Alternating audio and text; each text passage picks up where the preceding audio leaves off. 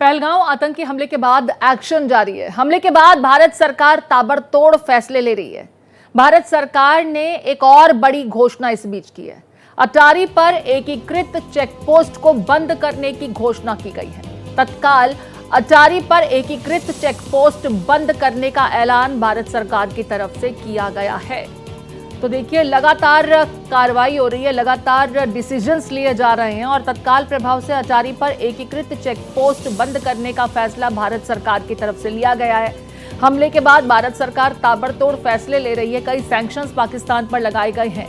इस बीच भारत सरकार की तरफ से ये बड़ी घोषणा अटारी पर एकीकृत चेकपोस्ट को बंद करने के संदर्भ में। मेरे साथ महिमा कटारिया लगातार बनी हुई है। महिमा का रुख कर रहे हैं। महिमा, भारत सरकार की तरफ से कई कड़े और बड़े फैसले लिए जा रहे हैं। इसी कड़ी में अटारी पर तत्काल प्रभाव से एकीकृत चेकपोस्ट बंद करने का ऐलान भी किया गया है।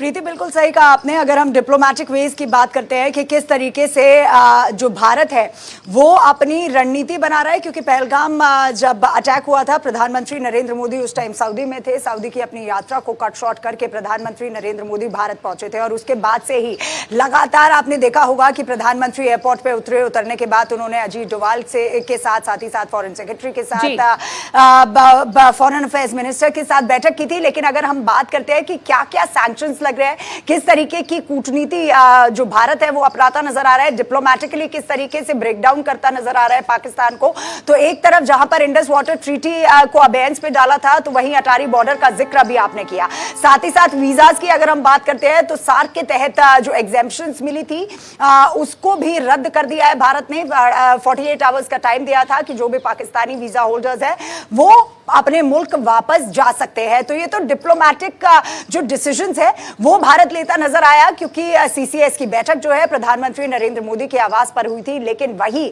प्रधानमंत्री नरेंद्र मोदी किस तरीके से कड़ा जवाब देते नजर आएंगे, क्योंकि मैं सुन रही थी अभी ब्यूरो रिपोर्ट को कि ये साफ तरीके से उसमें भी कहा गया था कि प्रधानमंत्री जो कहते हैं वो करके जरूर दिखाते हैं। तो आखिरी जमीन को भी बख्शा नहीं जाएगा आतंकवादी की। ये प्रधानमंत्री नरेंद्र मोदी ने बिहार की मिट्टी से कहा था, क्योंकि उन्होंने कहा था from the soil of Bihar.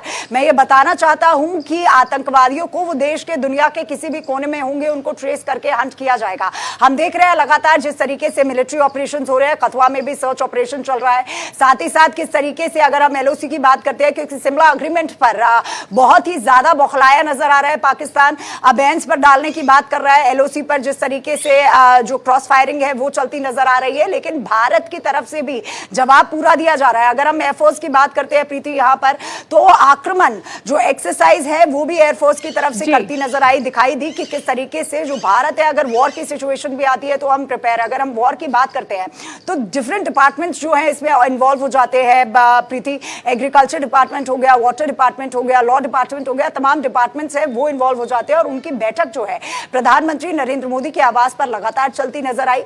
2 दिन उन्होंने एनएसए यानी अजीत डोभाल के साथ बैठक की कि किस तरीके से क्या कुछ जो हम डिसीजंस है वो ले सकते हैं। अगर डिप्लोमेटिक डिसीजंस लेंगे तो उसमें क्या कुछ लिया जा सकता है, और किस तरीके से अब, क्योंकि अब बात करने का समय रहा नहीं है, बात करने का समय अब नहीं बचा है, अब एक्शन की बारी। और शायद इसी एक्शन से पाकिस्तान डरा हुआ है, सहमा हुआ है। जिस सीज़फायर उल्लंघन का जिक्र महिमा आपने किया, तंगधार सेक्टर और गुरेज सेक्टर में बीती रात लगातार 26 पोस्ट से, पाकिस्तानी पोस्ट से फायरिंग की जाती रही। जानकारी ये कहते हैं कि पाकिस्तान फायरिंग इसलिए कर रहा है क्योंकि इस बात का डर उसे सता रहा है कि कहीं भारतीय सेना अंदर प्रवेश न कर जाए उसकी सीमा में और किसी बड़े ऑपरेशन को अंजाम न दे दे, जैसा कि उसने पूर्व में भी किया है। पाकिस्तान को पहले भी धूल चटाई है। एक बार फिर किसी बड़े ऑपरेशन से डरा सहमा हुआ है पाकिस्तान। इसी वजह से इस तरह की बौखलाहट में एक्शन देखने को मिल रहे हैं। बिल्कुल प्रीति, आपने सही कहा। भारत हमेशा, क्योंकि भारत ने हमेशा डटकर सामना किया है। सेना की अगर हम बात करते हैं तो मुझे आज भी राजस्थान का वो युद्ध याद है जब 120 इंडियन सोल्जर्स थे और 79,000 के करीब जो पाकिस्तान आर्मी थी उन्होंने अटैक कर दिया था, लेकिन 120 सोल्जर जो हमारे थे वो डटे रहे थे और पाकिस्तान की सेना को अपने टैंकों के साथ वापस जाना पड़ा था। हालांकि उनको कॉल था कि आप वहीं डटे रहिए पाकिस्तान की तरफ से, लेकिन वो उनको वापस जाना पड़ा। और अब अगर हम बात करते हैं पहलगाम की, तो ये कहना गलत नहीं होगा कि आर्मी से लेकर एयरफोर्स से लेकर नेवी सभी लोग एक्शन मोड में आ चुके हैं। सभी लोगों की तैयारी जो है वो पूरी है, क्योंकि इस बार पाकिस्तान को जवाब देना बहुत ज्यादा जरूरी हो गया है। प्रीति, प्रधानमंत्री नरेंद्र मोदी ने भी ये बात स्पष्ट की थी कि 140 करोड़ जो है वो आक्रोश में है, दर्द में है, और इसका जवाब इस बार पाकिस्तान को मिलकर रहेगा। लेकिन वही अगर हम पाकिस्तान की बात करते हैं प्रीति, तो बौखलाहट जहां पर एक तरफ सामने देखने को मिल रही है, आपने जिस तरीके से बताया, एलओसी पर लगातार जो फायरिंग है वो चलती नजर आ रही है, लेकिन मिलिट्री, हमारी जो आर्मी है वो साफ तौर से वापस जवाब देती नजर आ रही है। साथ ही साथ तोड़ जवाब दिया जा रहा है और ये सुनिश्चित भी किया जा रहा है कि कहीं किसी सिविलियन को नुकसान ना पहुंचे उनके इस क्रॉस फायरिंग के दरमियान। बने रहिए महिमा। इस बीच अपने दर्शकों को बता दें, पहलगाम आतंकी हमले के बाद घुसपैठियों को लेकर के एक्शन लगातार लिया जा रहा है। गुजरात में अवैध घुसपैठियों को लेकर बड़ी कार्रवाई की गई। सूरत और अहमदाबाद में घुसपैठियों पर एक्शन लिया गया। अहमदाबाद में 400 से ज्यादा अवैध घुसपैठियों को हिरासत में लिया गया है, जबकि सूरत से 127 अवैध बांग्लादेशियों को हिरासत में लिया गया।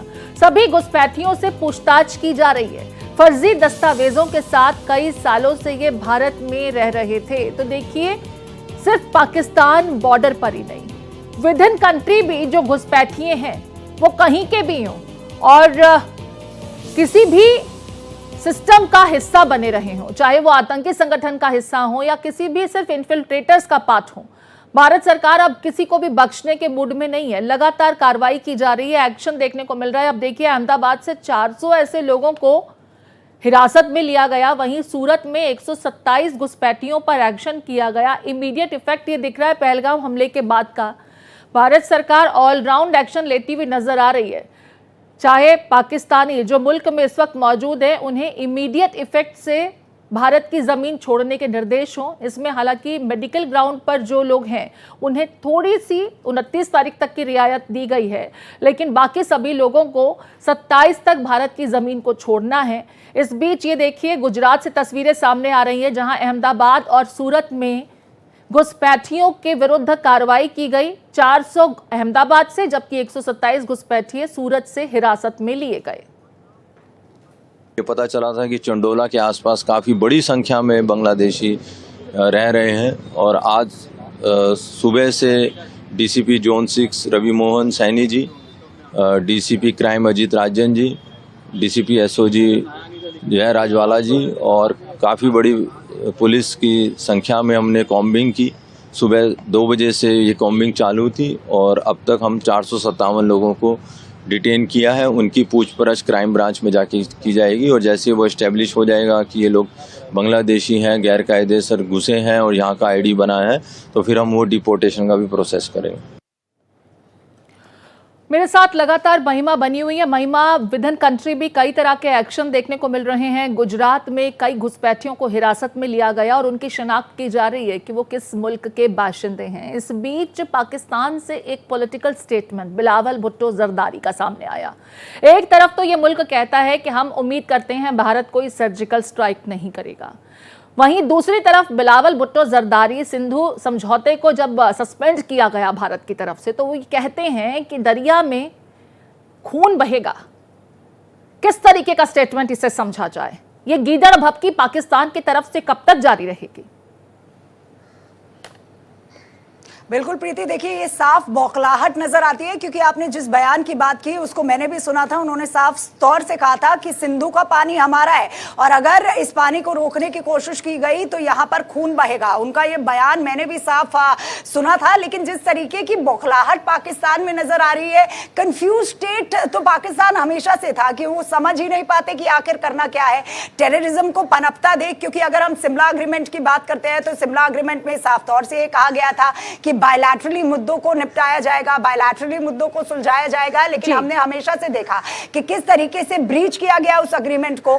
कश्मीर की बात इंटरनेशनल फोरम्स पे उठाई गई, किस तरीके से कश्मीर को लेकर या कहें टेररिज्म को लेकर लगातार जो पाकिस्तान है वो एक रूट कॉज बना हुआ है टेररिज्म का।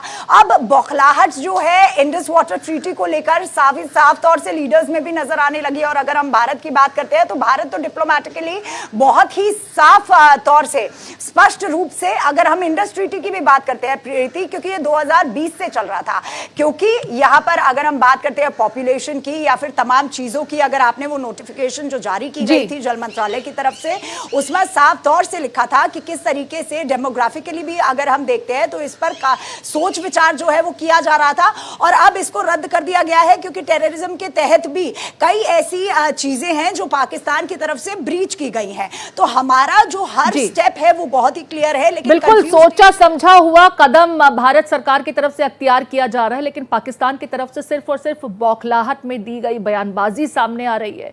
ये वो मुल्क है जो कहता है कि हम खुद आतंकवाद से प्रभावित हैं, बावजूद इसके क्वेटा में जो होता है, उनको ये समझना चाहिए कि आतंकवाद कभी भी किसी के लिए हितकारी नहीं हो सकता। बावजूद इसके वो आतंकवाद का पालन पोषण करते रहे हैं, तो खामियाजा तो भुगतना ही होगा। बहुत शुक्रिया महिमा, विस्तार से चर्चा करने के लिए आपका।